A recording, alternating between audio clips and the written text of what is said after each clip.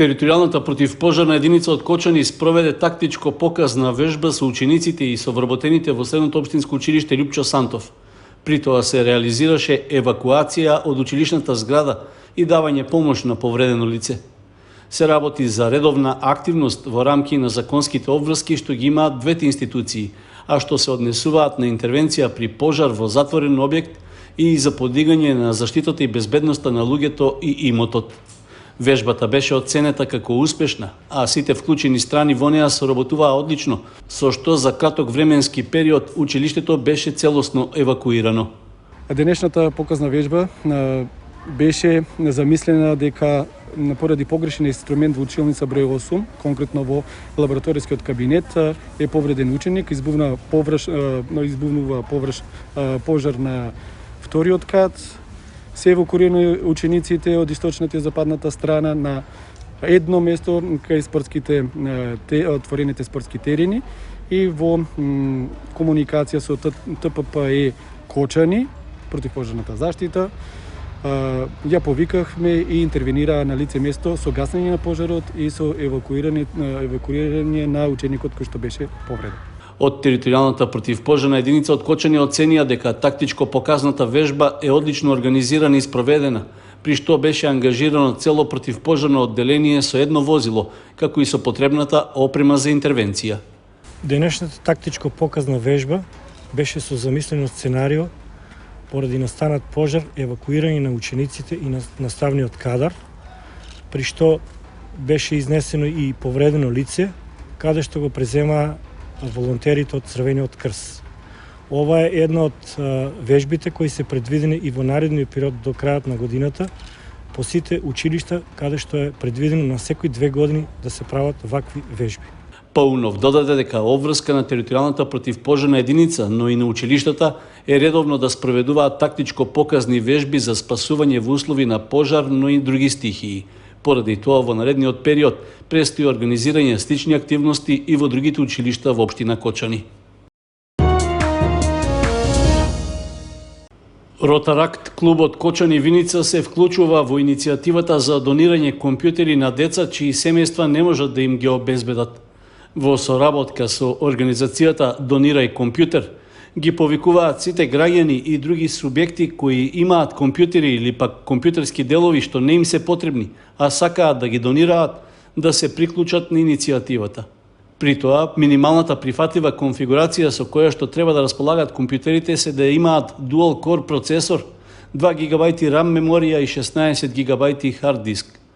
Подигањето и транспортот ќе го организира Ротаракт клубот Кочани Виница. Откако компјутерите ќе бидат реставрирани, ќе им се донираат на деца во семејства каде што е потребно, и тоа на територијата на општините Кочани и Виница. Заинтересираните граѓани или пак правни субјекти можат да контактираат преку имейл адресата rotaractclub@gmail.com или пак преку социјалните медиуми. Инаку организацијата Донирај компјутер е непрофитна невладина организација, чија цел е секое семејство во државата да добие барем по еден компјутер, затоа што, како што велат, е потребен како алатка за учење, а не е луксус. Организацијата собира донации и стари компјутери, ги поправа, составува и донира на децата на кои им се потребни. Во незиното досегашно постоење за повеќе од 5 години донирани се над 1100 компјутери во целата држава.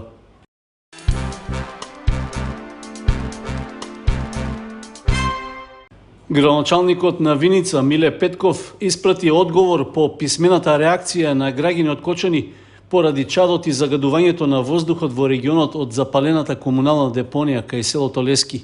Во писмениот одговор Петков вели дека е пронајдена одлуката за начинот за работа и постапување со постојните локации за отстранување отпад и определување на временските локации за отстранување отпад до периодот на изградба на регионалната депонија за источниот и североисточниот регион, а што е донесена врз основа на Законот за управување со отпад.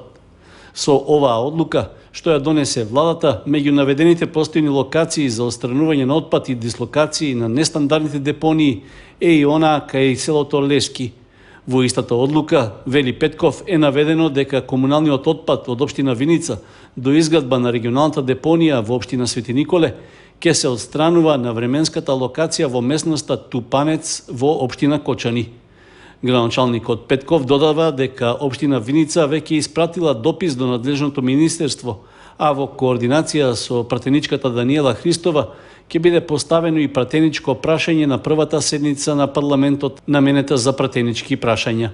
Во меѓувреме, на депонијата во Лески постојано се интервенира со механизација на јавното претпријатие Солидарност, како и екипи на територијалната противпожарна единица од Виница. Исто така договорена е помош и со механизација од надвор и веќе од овој викенд ќе се изравни депонијата и истата ќе се затрупа со земја со цел доколку се пролонгира дислокацијата на депонијата да се преземат и други мерки. Петков најавува дека следните мерки што ќе следат доколку владата не почне со реализација на одлуката за дислокација на депонијата е третирање со природни алги според примерот на депонијата во Кочани. При тоа ќе се користат средства од општинскиот буџет на Виница.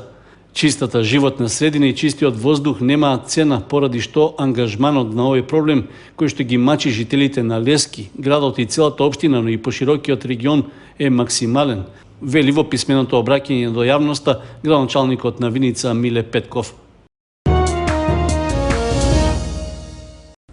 Двајца мигранти биле откриени во товарно возило кое носело стока за фирма во Виница. Случајот бил пријавен во полиција, при што е известено и јавното обвинителство, од каде се најавува соодветна санкција за прекрашокот.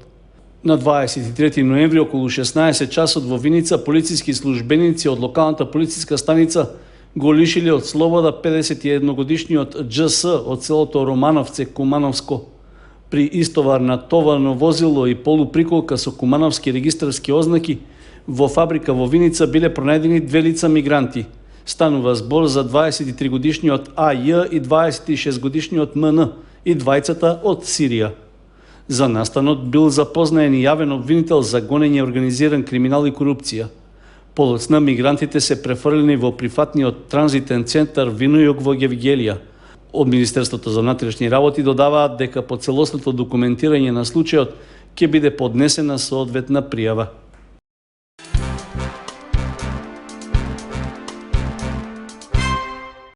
Општинската организација на Црвен крст од Кочани отвори телефонски линии за бесплатна прва психолошка и психосоцијална поддршка, наменети за стари и изнемоштени, како и за лицата со посебни потреби.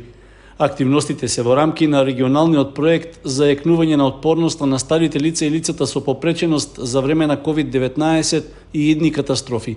Тригодишна иницијатива финансиски поддржана од Европската Унија, од Австриската агенција за развој и од Австрискиот Црвен крст. Телефонските линии се отворени 6 часа на ден од понеделник до петок, каде што граѓаните можат да побараат прва психолошка помош или психосоцијална поддршка.